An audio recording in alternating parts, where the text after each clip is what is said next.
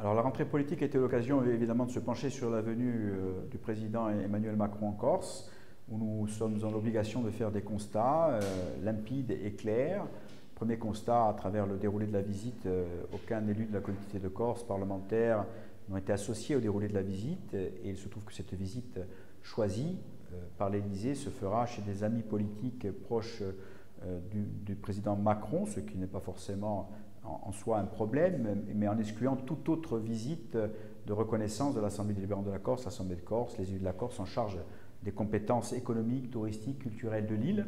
Donc le président de la République choisit de faire de l'électoral et du soutien électoral lors de cette visite autour du G7 Med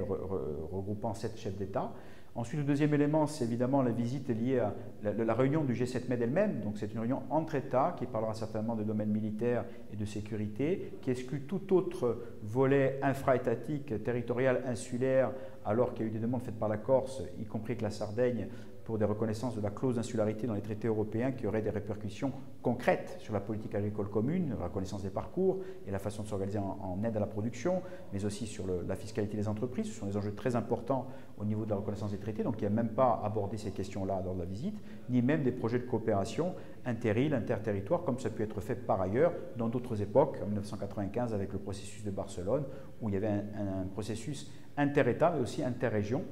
Donc aujourd'hui, ces dimensions-là démontrent une vision verticale de la France en Méditerranée, qui ne correspond pas ni à nos aspirations, ni à nos politiques publiques. Et l'autre point, c'est évidemment qu'aujourd'hui, nous sommes en zone rouge. Nous voyons bien aujourd'hui l'évolution des cas positifs en Corse de manière exponentielle. C'est une démonstration que si nous avions anticipé avec des moyens pour nous armer mieux, même si la situation était quand même difficile, nous armer mieux par anticipation avec un Green Pass, lorsque les flux allaient être ouverts, pour sécuriser la destination touristique et pour éviter d'aller plus loin sur les cas positifs, mais aussi à travers une gestion décentralisée par territoire de l'île de l'évolution des tests et des virus, peut-être que nous n'aurions pas autant de cas. Or, aujourd'hui, on sait très bien que l'on risque d'avoir une augmentation non seulement des cas positifs, mais aussi d'hospitalisation.